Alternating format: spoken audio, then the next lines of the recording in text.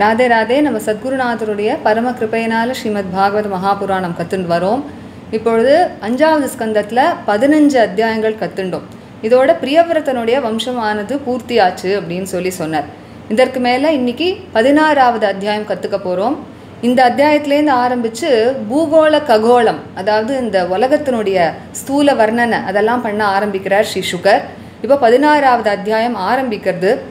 இப்போது இந்த ஆரம்பத்துக்கு என்ன காரணம் அப்படின்னு பார்த்தோன்னா, பிரியவிரதனுடைய சரித்திரத்தை சொல்லும்பொழுது ஸ்ரீ சுகர் என்ன சொல்லியிருந்தார் அப்படின்னா, பிரியவிரதன் ராத்திரியெல்லாம் கூட தினமாக்கணும் அப்படிங்கிறதுக்காக தன்னுடைய ரதத்தில் ஏறிண்டு சூரியன் பின்னாடியே அப்படி சுற்றி வந்தார். அப்படி வரும்பொழுது அவருடைய ரதத்தினால ஏற்பட்ட ஒரு குழிகள், அதில் தான் 7 சமுத்திரங்கள் ஏற்பட்டது. அந்த 7 சமுத்திரங்கள்னால 7 தீபங்கள் ஏற்பட்டது அப்படின்லாம் சுருக்கமாக சொல்லியிருந்தார் இல்லையா 5வது ஸ்கந்தத்தில் முதலையே பிரியவிரதனோட சரித்திரத்தை சொல்லும்பொழுது. அதனால பரீட்சித்துக்கு இப்போ ஒரு ஆவல் உண்டாயிருக்கான். அவனுக்கு என்னென்னா, அந்த பூகோளத்தினுடைய அந்த பாகங்கள் அதெல்லாம் பற்றி இன்னும் நிறைய தெரிஞ்சுக்கணும் அப்படின்னு ஆசைப்படுறான். அதனால் அவன் முதல்ல சுகர்கிட்ட பேச ஆரம்பிக்கிறான். அவன் சொல்கிறான், ஹே முனிவரே, நீங்கள் அந்த பூமண்டலத்தை பற்றி எனக்கு சுருக்கமாக வர்ணிச்சுட்டு இருந்தேன் இல்லையா, சூரிய மண்டலத்திலேருந்து ஆரம்பித்து சந்திரமண்டலம் வரைக்கும், இல்லை எல்லா நட்சத்திரங்கள் ககோளம் வரைக்கும் அந்த பூமண்டலமானது பரவி இருக்குது அப்படிங்கிறதெல்லாம் நீங்கள் சொல்லியிருந்தேளே, அதெல்லாம் இன்னும் நான் நிறைய விஸ்தாரமாக தெரிஞ்சுக்கணும்னு ஆசைப்படுறேன். அதோடைய ஒரு வர்ணனைகள், அதோடைய விசேஷணங்கள் அதெல்லாம் இன்னும் நன்னா தெரிஞ்சுக்கணும்னு ஆசைப்படுறேன் அப்படின்னு சொல்கிறான். அதுக்கு ஒரு காரணமும் பரீட்சித்தே சொல்கிறான். ஏன் அதெல்லாம் தெரிஞ்சுக்கணும்னு நான் ஆசைப்படுறேன் அப்படின்னு சொல்லும்பொழுது பரீட்சித் சொல்கிறான், பகவானுடைய ஸ்தூல ரூபம் தானே இந்த உலகம்னு சொல்லப்பட்டிருக்கு. இப்போ பகவானுடைய ஸ்தூலமான ரூபமான இந்த உலகத்தை பற்றி நம்ம மனசில் நன்னா வாங்கிண்டு அதை நன்னா தெரிஞ்சுட்டோம் அப்படின்னா, பகவானோட சூக்ஷ்ம ரூபமாக இருக்கக்கூடிய அந்த பரபிரம்மம்னு சொல்கிறோமே, அந்த பரபிரம்ம ஸ்வரூபம்தான் பகவான் வாசுதேவன் அப்படின்னு சொல்லப்பட்டிருக்கு. அப்போ வாசுதேவன் இடத்துல மனசு நில நிறுத்தணும் அப்படின்னா இந்த ஸ்தூல ரூபத்தை பற்றி முதல்ல தெரிஞ்சுக்கணும் அப்படின்னு ஆசைப்படுறேன் அப்படின்னு சொல்கிறான். உடனே இப்படி பரீட்சித் கேட்டதும் ஸ்ரீ சுகர் சொல்ல ஆரம்பிக்கிறார், நவை மகாராஜ பகவதோ மாயா குண விபூதேஹே காஷ்டாம் மனசா வச்சசா வாதி கந்தும் அலம் விபுதாயுஷாபி. அவர் சொல்கிறார், ஹே பரீட்சித்து, பகவானுடைய மாயினால் ஏற்பட்ட இந்த உலகம்ங்கிறது இருக்கே, அது மனசுனால ஒருத்தர் அதை புரிஞ்சுண்டு அதை கற்பனையும் பண்ணி பார்க்க முடியாது, இல்லை வாக்கால் சொல்லி அதை வர்ணிக்கவும் முடியாது. எவ்வளவு நாட்கள் அப்படின்னா விபுதாயுஷாபி அப்படிங்கிறது ஒரு தேவர்கள் அல்லது பிரம்மாவனுடைய ஒரு ஆயுசு பூரா அதை எடுத்து சொன்னாலோ இல்லை மனசுனால நினச்சி பார்த்தாலோ கூட அதை வர்ணித்து முடிச்சிட முடியாது பரீட்சித்து. அதனால் நான் உனக்கு இந்த பூமண்டலத்தினுடைய ஒரு வர்ணனையை மட்டும் நான் உனக்கு பண்ணுறேன் அப்படின்னு சொல்கிறேன். அது எப்படி இருக்குது, அது எங்கே அமைஞ்சிருக்கு, அதோடைய விபாகங்கள்லாம் என்ன அப்படிங்கிறதெல்லாம் மட்டும் நான் உனக்கு எடுத்து சொல்கிறேன் அப்படின்னு சொல்கிறேன். அப்போது அவர் முதல்ல எடுத்த உடனே என்ன சொல்கிறாருன்னா, இந்த பூமண்டலத்தையே ஒரு அழகான ஒரு தாமரை புஷ்பமாக நீ கற்பனை பண்ணிண்ட அப்படின்னா, அந்த தாமரையில் பார்த்தோன்னா நடுவில் ஒரு மஞ்சள் கலரில் ஒரு இது இருக்கும் இல்லையா, அதை சுற்றி முதல்ல ஒரு வட்டமாக இதழ்கள்லாம் அமைஞ்சிருக்கும். அந்த முதல் வட்டமாக இருக்கக்கூடிய அந்த இதழ்களை ஜம்பூத்வீபம் அப்படின்னு நீ புரிஞ்சுக்கோ அப்படிங்கிறது. அதுதான் அந்த ஜம்பூத்வீபம்னு சொல்லப்படுறது. அந்த ஜம்பூத்வீபத்தினுடைய ஒரு விஸ்தாரம் என்ன அப்படின்னு பார்த்தோன்னா 1,00,000 யோஜனைகள் அப்படிங்கிறது. ஒரு யோஜனை அப்படிங்கிறது 8 மைல் கணக்கு. அப்போது 1,00,000 யோஜனைகள் அல்லது 8,00,000 மைல்கள் அப்படின்னு சொல்லலாம். அப்போது அது இப்படி உருண்டையாக இருக்குது. அந்த தாமரை இதழ்கள்லாம் எப்படி அமைஞ்சிருக்கோ அது போல் அப்படின்னு சொல்கிறார். இந்த ஜம்பூத்வீபத்தில் 9 விபாகங்கள் இருக்குதுன்னு ஏற்கனவே சொல்லியிருக்கார் ஸ்ரீ சுகர். அதனால் இப்போ சொல்கிறார், அதுக்கெல்லாம் பேர் என்ன அப்படின்னா வருஷங்கள் அப்படின்னு பேர். இங்கிலீஷில் சொல்லணும்னா காண்டினென்ட்ஸ் அப்படின்னு சொல்லலாம். அதுகள்லாம் ஒரு வருஷமும் எப்படி பிரிக்கப்படுறது அப்படின்னா மலைகள்னால் பிரிக்கப்படுறது. பெரிய பெரிய மலைகள்லாம் வரம்புகளாக இருக்குது அந்த 9 வருஷங்களுக்கும். அதனால் 8 மலைகள் இருக்குது. அந்த மலைகள் தான் இந்த 9 வருஷங்களை பிரித்து காட்டுறது அப்படின்னு சொல்கிறார். அந்த ஜம்பூத்வீபத்தில் நடுவில் இருக்கக்கூடிய வருஷம் அப்படிங்கிறது தான் இலாவிருத்த வருஷம் அப்படின்னு பேர். இப்போ இந்த படத்தில் நீங்கள் பார்க்கலாம், இந்த நடுவில் இருக்கக்கூடிய வருஷம் தான் இலாவிருத்த வருஷம். அந்த வருஷத்துக்கு நடுவில் தான் மேருமலை அப்படிங்கிற அந்த தங்கமயமான மலையானது அமைஞ்சிருக்கு. அந்த மேருமலையோட உயரம் என்ன அப்படின்னு சொல்லும் பொழுது ஜம்பூத்வீபத்தோடைய விஸ்தாரம் என்னவோ 1,00,000 யோஜனைகள் விஸ்தாரம் அப்படின்னா அந்த மேருமலையோடைய உயரமும் 1,00,000 யோஜனைகள் அப்படிங்கிறார்.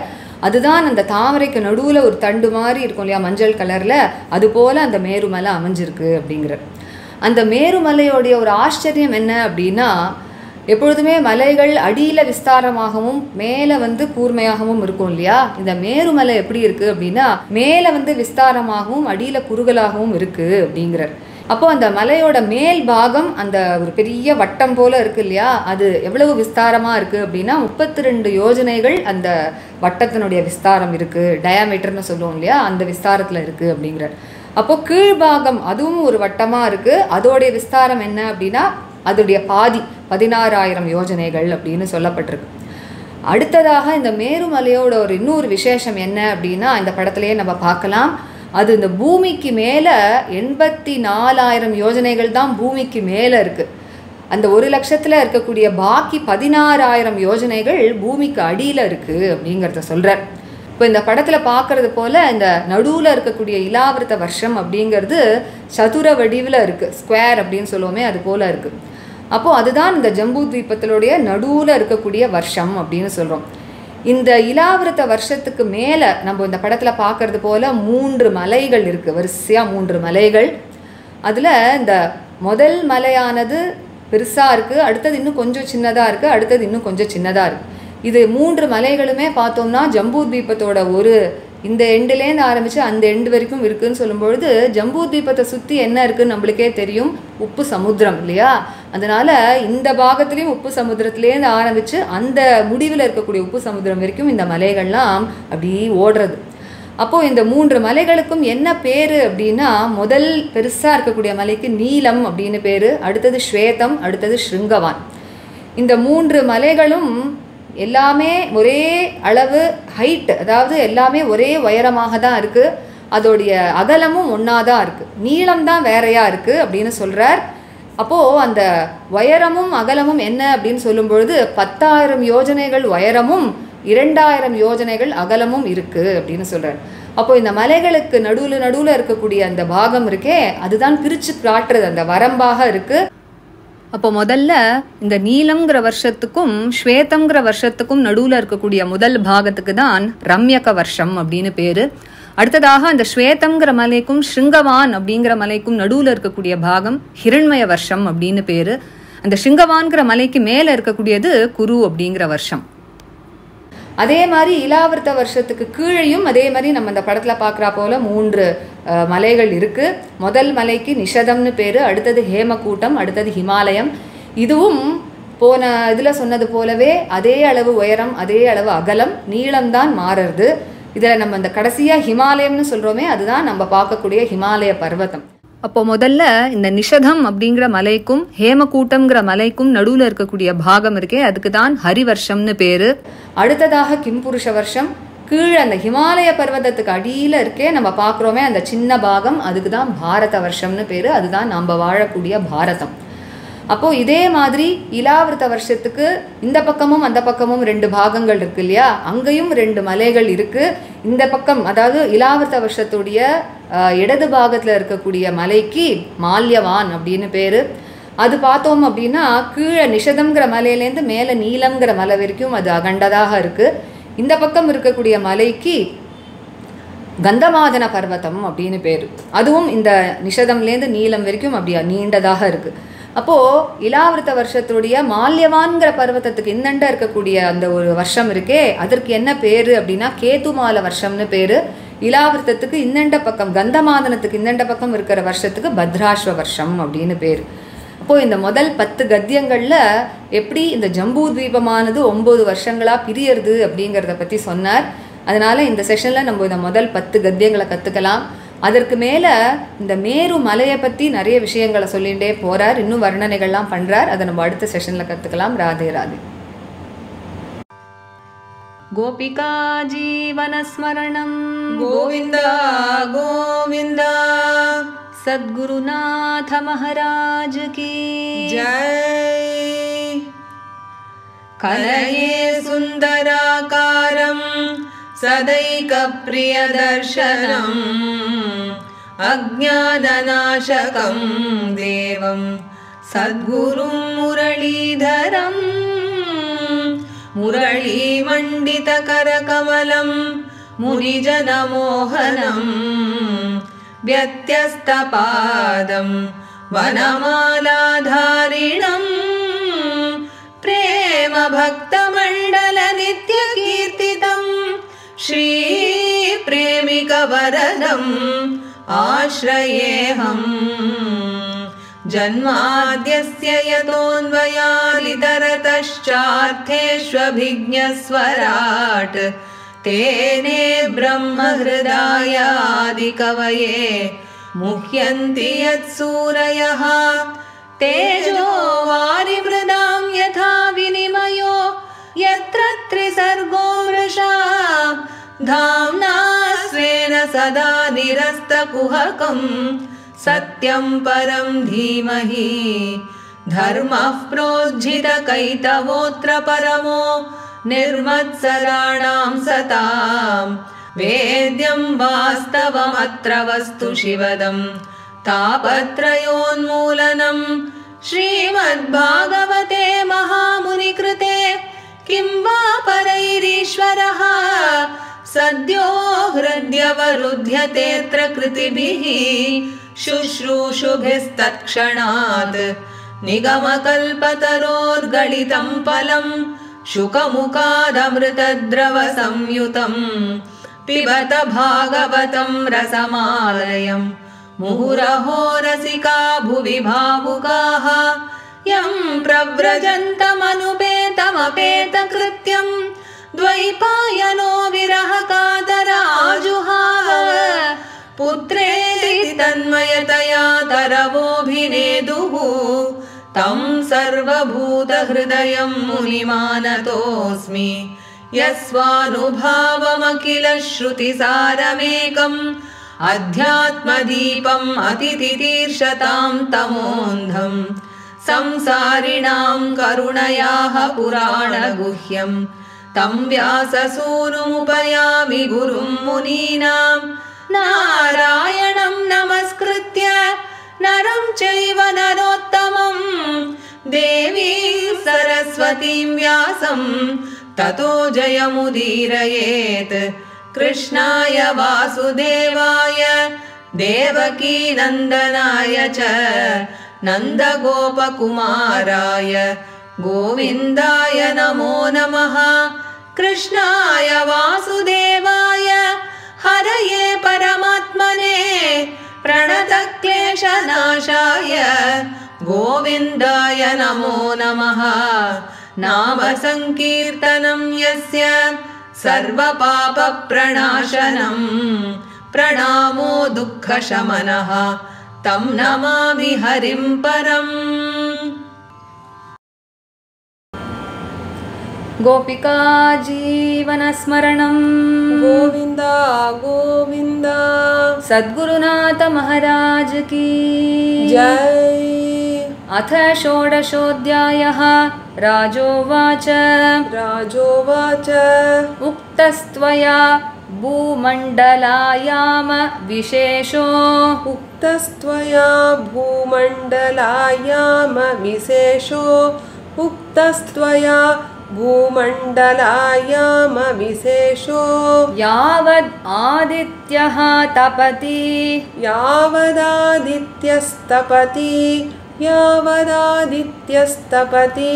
यत्र चासौ ज्योतिषां गणैः चन्द्रमावासः दृश्यते यत्र चासौ ज्योतिषां गणैश्चन्द्रमावासः दृश्यते यत्र चासौ ज्योतिषां गणैश्चन्द्रमावासः दृश्यते तत्रापि प्रियव्रत रथचरणपरिकातैः तत्रापि प्रियव्रतरथचरणपरिखातैः तत्रापि प्रियव्रतरथचरणपरिखातैः सप्तभिः सप्तसिन्धव उपक्लृप्ताः सप्तभिः सप्तसिन्धव उपक्लृप्ताः सप्तभिः सप्तसिन्धव उपक्लृप्ताः यत एतस्याः सप्तद्वीपविशेषविकल्पः यत एतस्याः सप्तद्वीपविशेषविकल्पः यत एतस्याः सप्तद्वीपविशेषविकल्पः द्वीपविशेषविकल्पः त्वया भगवन् खलु सूचितः त्वया भगवन् खलु सूचितः त्वया भगवन् खलु सूचितः एतदेवाखिलम् अहम् एतदेवाखिलमहम्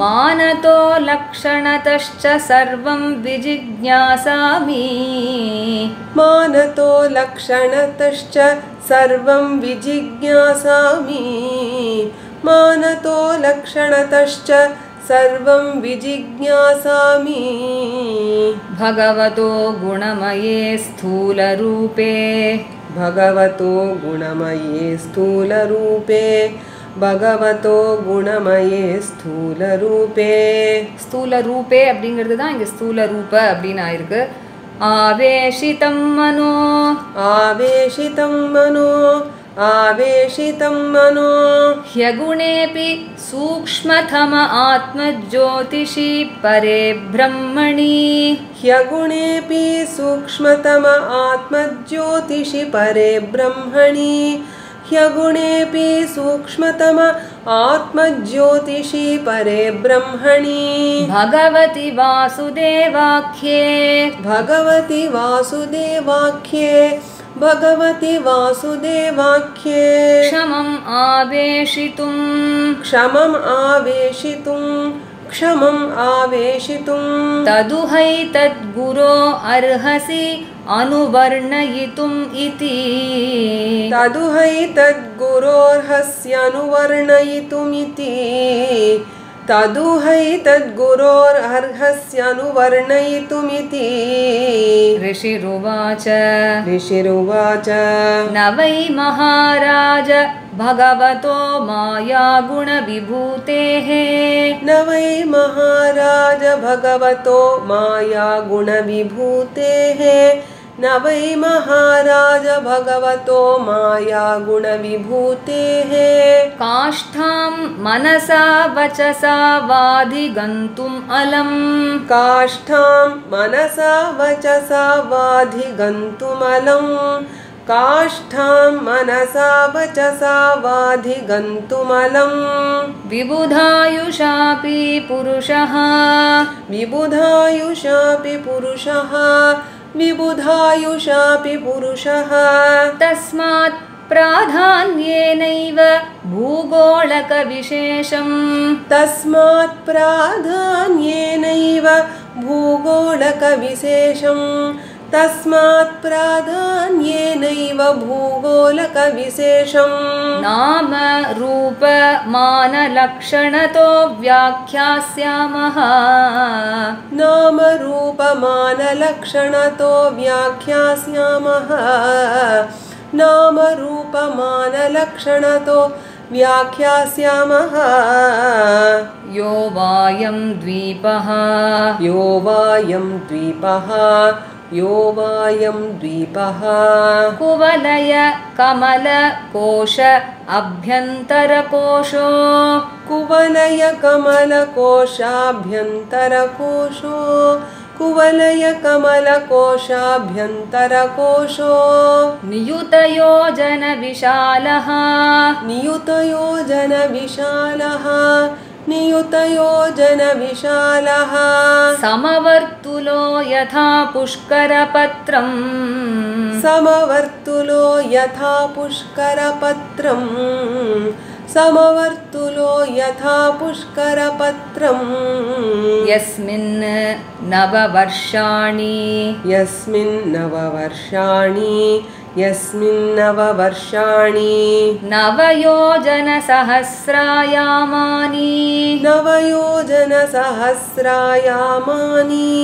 नवयोजनसहस्रायामानि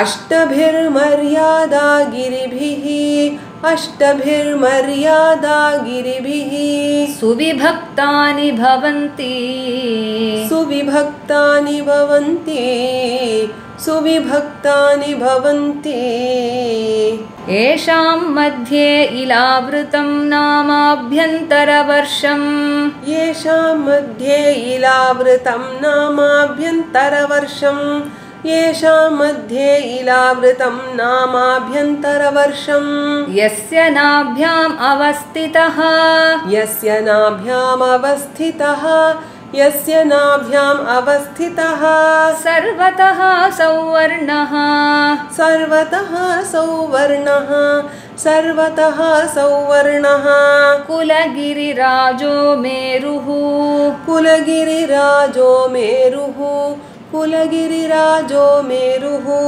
द्वीपायाम समुन्नाहः द्वीपायाम समुन्नाहः द्वीपायाम समुन्नाहः कर्णिकाभूतः कुवलयकमलस्य कर्णिकाभूतः कुवलयकमलस्य कर्णिकाभूतः कुवलयकमलस्य मूर्धनि 32,000 मूर्धनि 32,000 मूर्धनि 32,000 मूले 16,000 मूले 16,000 मूले 16,000 तावतान्तर्भूम्यां प्रविष्टः तावतान्तर्भूम्यां प्रविष्टः तावतान्तर्भूम्यां प्रविष्टः उत्तरोत्तरेण इलावृतम् उत्तरोत्तरेणेलावृतम् उत्तरोत्तरेणेलावृतम् नीलः श्वेतः शृङ्गवान् इति नीलः श्वेतः शृङ्गवान् इति नीलः श्वेतः शृङ्गवान् इति त्रयो रम्यकहिरण्मयकुरूणां वर्षाणां मर्यादागिरयः त्रयो रम्यकहिरण्मयकुरूणां वर्षाणां मर्यादागिरयः त्रयो रम्यकहिरण्मयकुरूणां वर्षाणां मर्यादागिरयः प्रागायता उभयतः क्षारोदावधयो प्रागायता उभयतः क्षारोदावधयो प्रागायता उभयतः क्षारोदावधयो 2,000 पृथवः 2,000 पृथवः 2,000 पृथवः एकैकशः पूर्वस्मात् उत्तर उत्तरो एकैकशः पूर्वस्मादुत्तर उत्तरो एकैकशः पूर्वस्मादुत्तर उत्तरो दशांशाधिकांशेन दैर्घ्य एव ह्रसन्ति दशांशाधिकांशेन दैर्घ्य एव ह्रसन्ति दशांशाधिकांशेन दैर्घ्य एव ह्रसन्ति एवं दक्षिणेन इलावृतम् एवं दक्षिणेन इलावृतम् एवं दक्षिणेन इलावृतम् निषदो हेमकूटो हिमालय इति प्रागायता निषदो हेमकूटो हिमालय इति प्रागायता निषदो हेमकूटो हिमालय इति प्रागायता यथा नीलादयो अयुतयो जनोत्सेधा यथा नीलादयो अयुतयो जनोत्सेधा यथा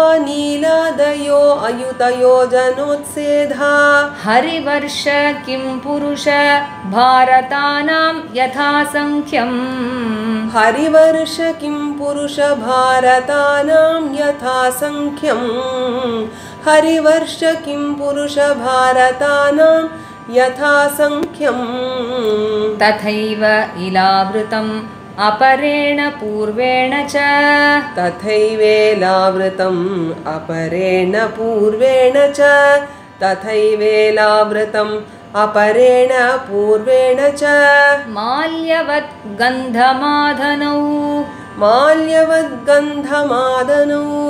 माल्यवद्गन्धमादनौ आनीलनिषधायतौ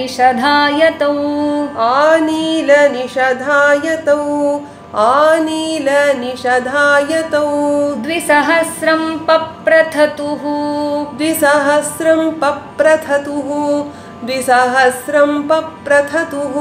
केतुमाल भद्राश्वयोः सीमानं विदधाते केतुमालभद्राश्वयोः सीमानं विदधाते केतुमालभद्राश्वयोः सीमानं विदधाते இந்த 10 கத்தியங்களை நம்ம சேர்ந்து படிக்கலாம்.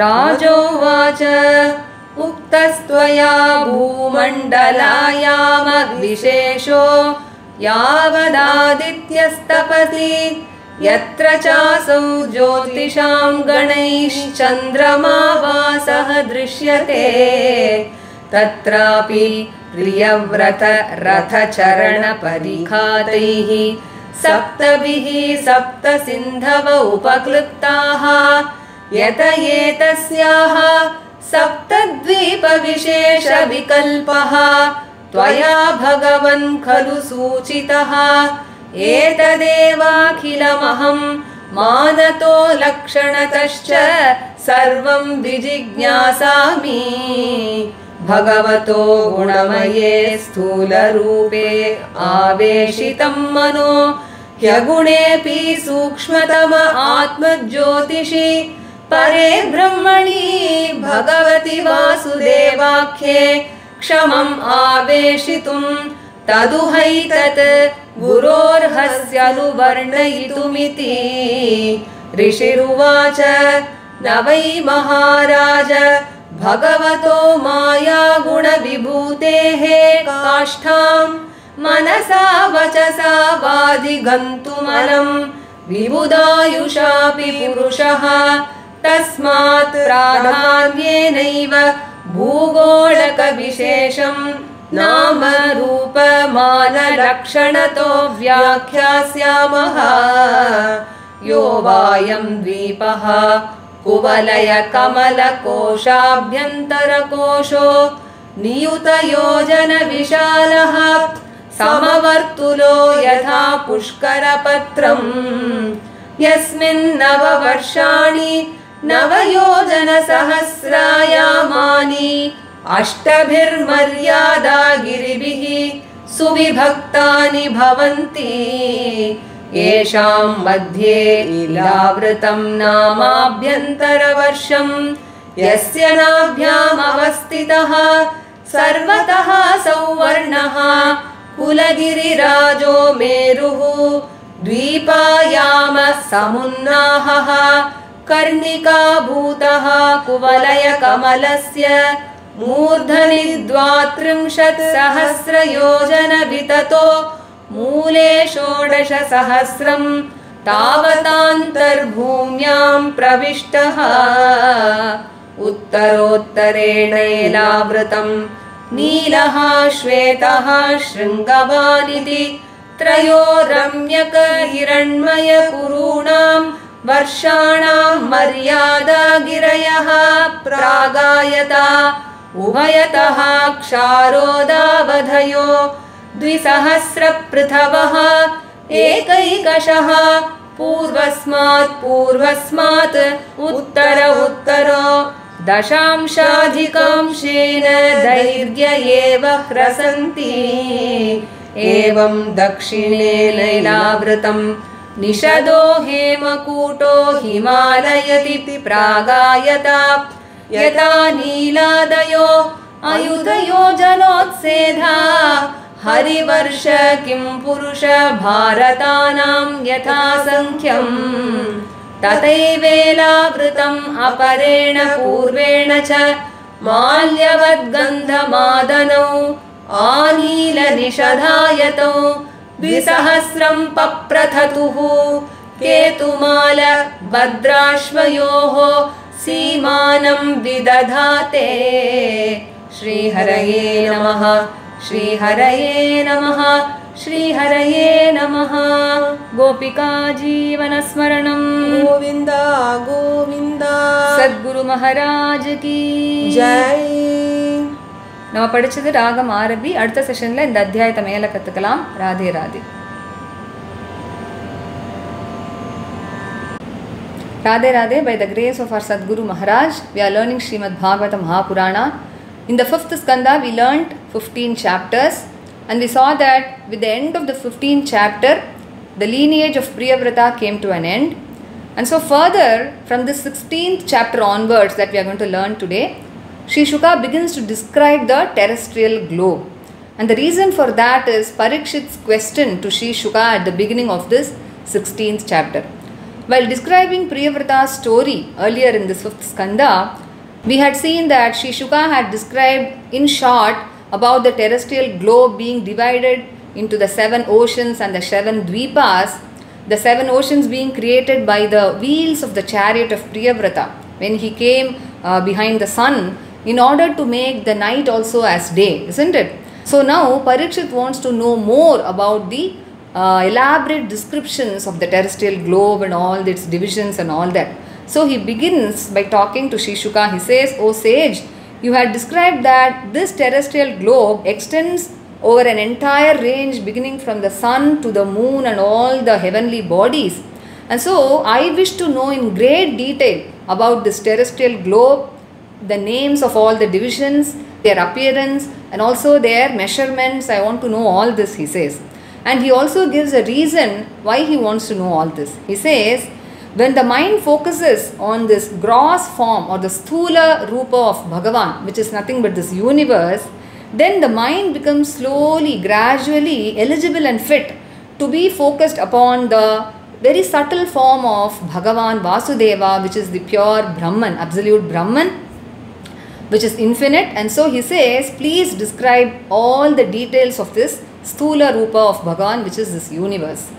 So now, after hearing this question, Sri Shuka says, Navai Maharaja Bhagavato Maya Guna Vibhutehe Kashtham Manasa Vachasa Vadigantumalam Vibudhayushapi Purushaha. He says, "O Parikshit, the entire universe that is created by Bhagavan through his Maya Shakti is so vast and enormous that a man can never imagine all that in his mind or even express it in words, even if he is given a lifetime of Brahma." He says, Vibudhayushapi Purushaha, the lifetime of the gods, which is 2 Parardha Kala, which is the longest period of time.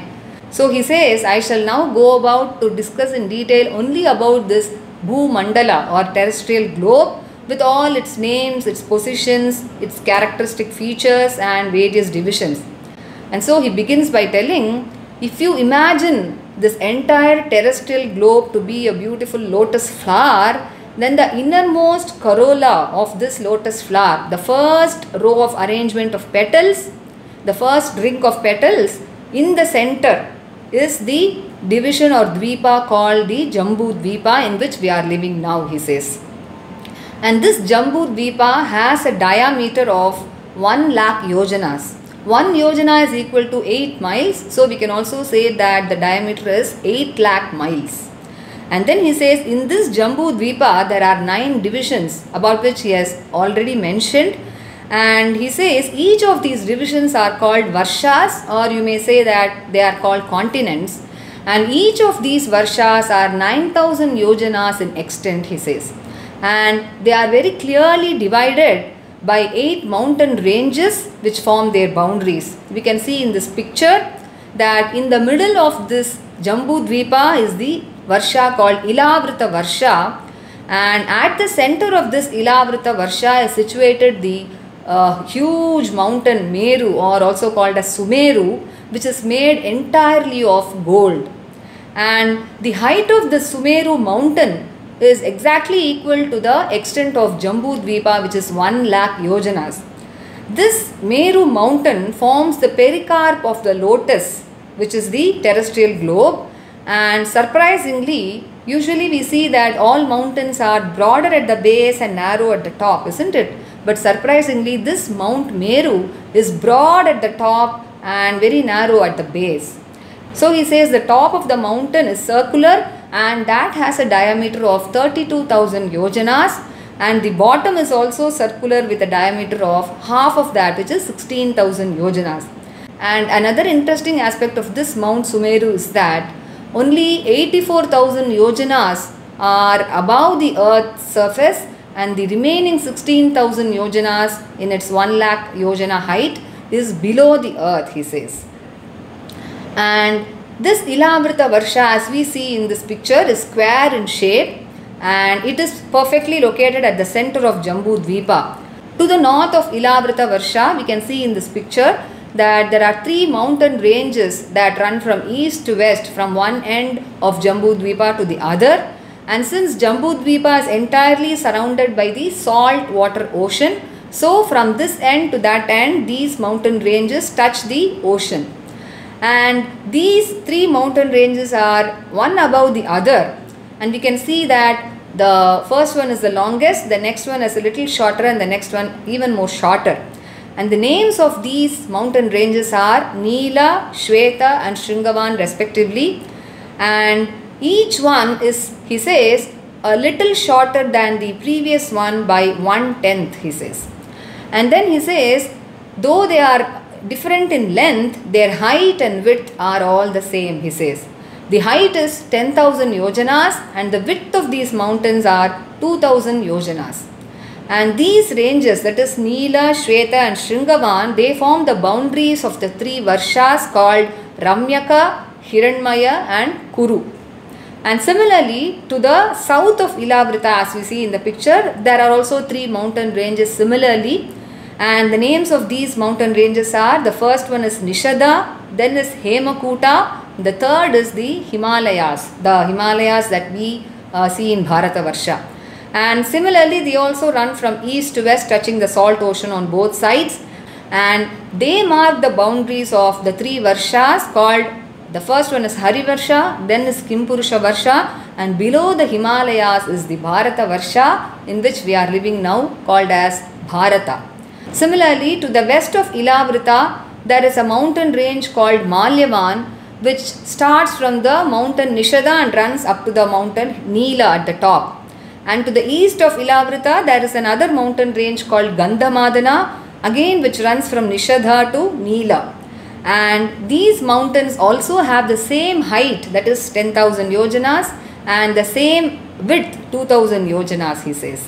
They also mark the boundaries of 2 Varshas, that is Ketumala on the west of Ilavrita and Bhadrashva on the east of Ilavrita. So with this 10th Gadya, Sri Shuka describes the 9 divisions of Jambu Dvipa. So we learned the first 10 Gadyas today. Further, he goes on to describe about the Mount Meru even more, so which we shall learn in the next session. Radhe Radhe.